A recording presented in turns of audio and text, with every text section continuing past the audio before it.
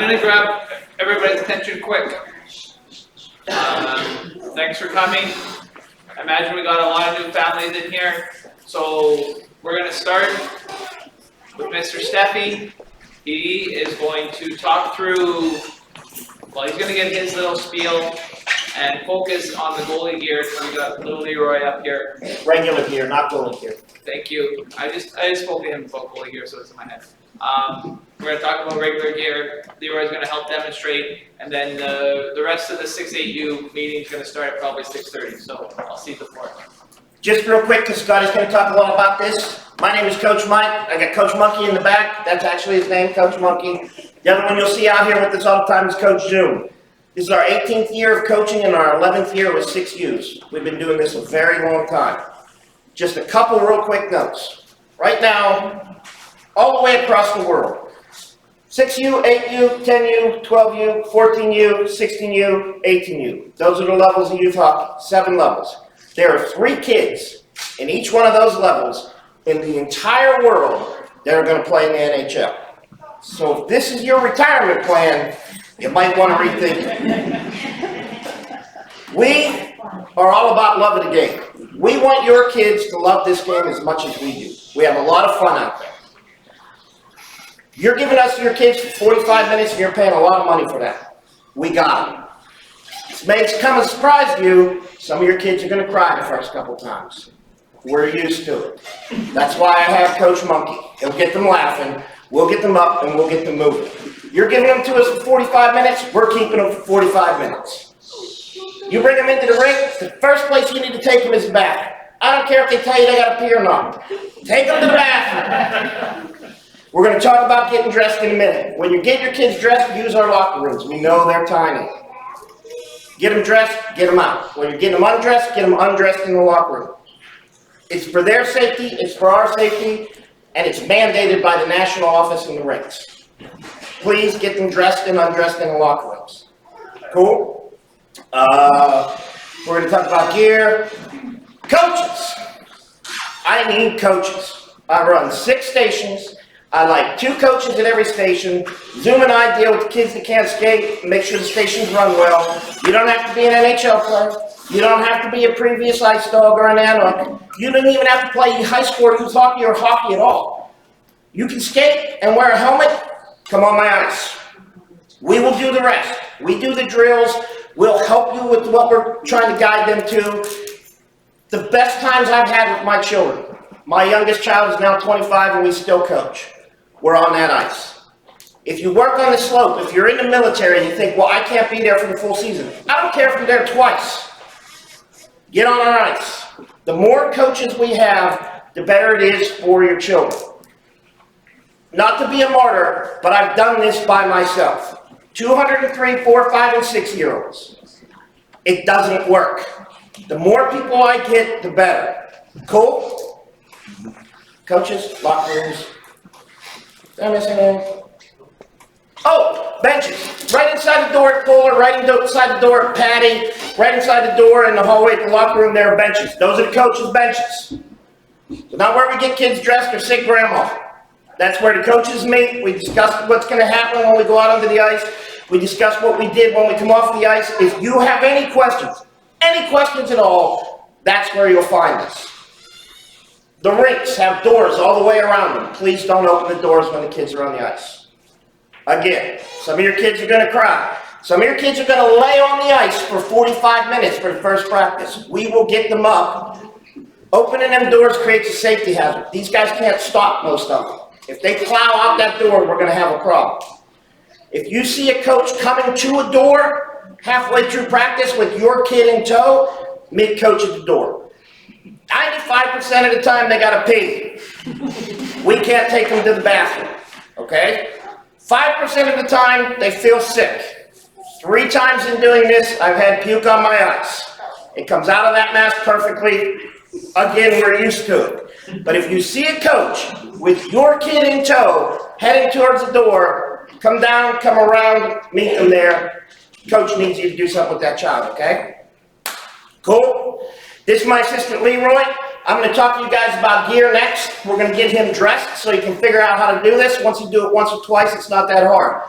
The biggest thing we want to emphasize with this is if I let Leroy right now, he would put this all on by himself, to include his skates. We want you to get your child to that point. We understand tightening skates is going to be a problem for them, but as the season progresses, really encourage them to learn how to do this by themselves, because 8, 10, 12, they're going to be doing it by themselves. Any questions about that? Then let's talk about gear. 2 things you got to buy new. Everything else buy used. These kids grow like bad weeds, and they don't wear this equipment out. And Playing Against Sports marks it down considerably. You go upstairs and Playing Against Sports. If you know nothing about hockey, you go to the counter and say, my child is playing hockey, I know nothing about it, everybody in there knows hockey. They'll say, grab one of them garbage bags and follow me. And they're going to take you to the used bins. 2 things you buy new are right here. This is a cup. Little shorts, it's got a little cup in it. There are boys and there are girls. And yes, they both need them. While we're not hitting 100-mile-an-hour slap shots, we're going to be falling down a lot. And knees and skates and elbows and heads in that area need protection. So that's what you buy brand new. And they have them for boys and they make them for girls. Okay? Second thing you buy brand new is a helmet. Helmets actually have a wear-out date. They got a sticker on the back of them. When the kids get older, if the ref sees that sticker and it's out of date, they'll throw them off the ice. Get them a helmet. Brand new one. They're real easy to adjust. They've got little clips on the sides right here that pop up, and it'll go out, and it'll go in. I'm not going to pull his because it's adjusted to that weird nugget he's got. Just kidding. 2 things new. Those and a helmet. Let's talk about hockey sticks. Hockey sticks can get very expensive. I had a kid that got drafted 4th overall in the nation, and every time he broke a stick, it was $230. Your child does not need a $230 bottle. Your child doesn't need a curved stick. You go to Playing Against Sports, they got wooden sticks. They're straight. If your child their entire life has done everything with their right hand, I guarantee you they're going to use their left hand when they play hockey half the season. They're not going to figure it out. They're going to be switching back and forth all season long. If that stick is curved and they switch the wrong way, they're at a disadvantage and they get frustrated. We don't want them frustrated. We want them happy. Straight stick, they cost like 20 bucks. The length of the stick, put them in their skates, it should come between the nose and the chin. Right in there. For the 4-year-olds, I would suggest going up to the nose so they can grow into it. And then if you want to know how to tape it, I can show you because it's not coming taped. So you buy a stick and a roll of tape. Buy a straight stick. Every year it happens. The kid is struggling. We go out there and it's a hand-me-down stick from somebody and it's curved the wrong way. Straight stick. We good with that? Ice skates. 3 types of hockey skates, or 3 types of skates in the world. Hockey skates, figure skates, and what I like to call pond skates. Play it again, different places have these skates. They're all one color, they're plastic, and they got ratchets on them. Don't put your child in those. They're great for going out and playing in the pond or the creek. They're extremely heavy. If you want to come up and feel, this weighs less than half a pound. That's probably like 4 ounces. They're designed to get around their feet better. They've got the laces. You want hockey skates, not pond skates. Buy them used. Play It Again's got rows and rows and rows of them because they don't wear them out. And you know by the end of the season they're going to outgrow them. You put shoes on them, right? Buy used skates, hockey skates, not pond skates, and not figure skates. If you don't know how to fit a skate, Play It Against Sports doesn't fit them. They know what they're doing. You'll see them poking their finger down the back, moving their feet around, because we can ask them all day long, how's it feel? And they're going to say, great. Until the first practice, they're going to tell you their feet hurt. There are 3 main manufacturers of skates, right? There's Bauer, there's Easton, and there's CCM. If your child has fat feet, like me, I have wide, fat feet, put them in CCMs. Bowers and Eastons are cut thinner. Then they'll be whining about their arch like I used to do until I got CCMs, okay? U skates, fat feet, CCMs are cut wider. Bowers and Easton, CCMs are what you want. Questions? All right, Leroy, you ready? What are we putting on first? Stand up. One on thing we're going to talk about Leroy. Notice his little outfit here. This is specifically designed for hockey. You do not have to buy this, but it helps. Moisture wicking material. It's got these little tabs down here to help hold the socks up. They just pop down. They're Velcro. We'll compile tape for those of you that are jump masters, and it'll help hold them socks up. Okay? You don't have to buy this, but it'll help you, and they don't stink as much, right? All right. Sit on down. First thing we're going to put on Leroy's is breezers. These are breezers. They're pants, they're not breezers. Okay, pants. Sorry, Canadian. Yeah, well, this is America, sir. Stand up. That's Alaska, that is Alaska. Good. These things have strings that you can tie right in here. It's missing this one. And they've got a waistband that you just cinch down to keep it on. So the first thing that goes on is the jock strap and cup, the shorts, then the X you put the pants on. Questions? How we doing? Good? Shoulder pads, chest protector. Over the melon. Arms go through just like he just did. Go ahead. 2 Velcro straps on the side to hook it into place.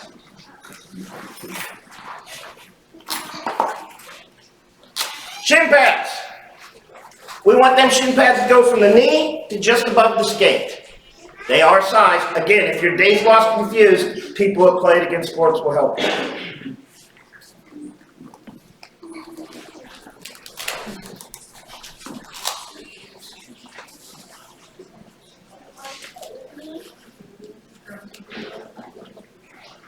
We're not going to have Scott. Tell them their direction.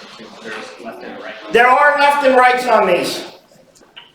You know, and that brings me back to this. Thank you, Jeff. Left and rights on the shin pads. There are left and rights on ice skates. Every year, halfway through the season, I get out there and a kid that's been doing great is falling down, and Dave and I are like, what is going on? And we skate over, and the skates are on the wrong feet. Elbow pads.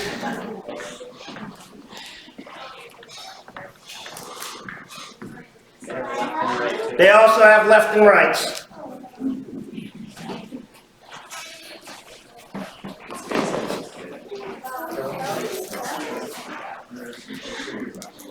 And then we come to what we call socks.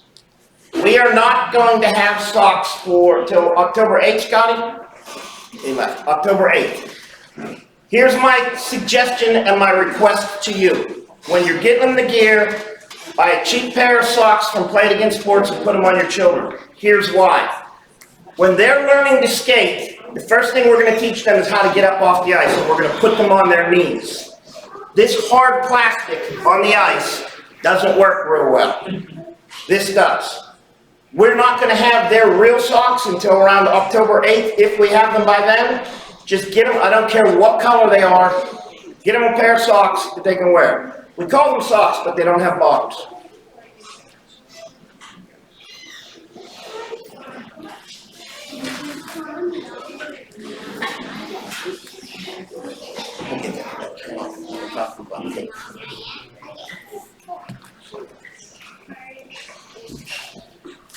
Hockey socks, there's a number of ways we can do this.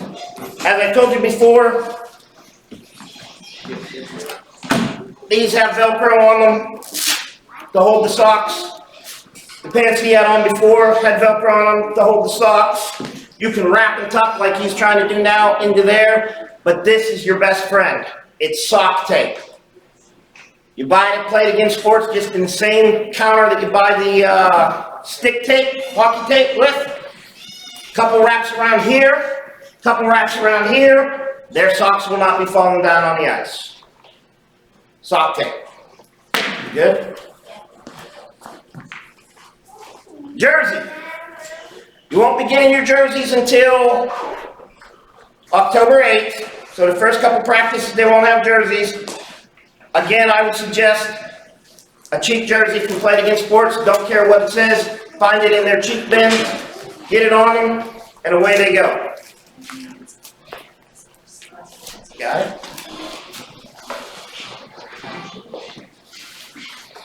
Hockey gloves. Three things they cannot come on my ice without. They can't come on my ice without a helmet. They can't come on my ice without a cup. And they cannot come on my ice without gloves.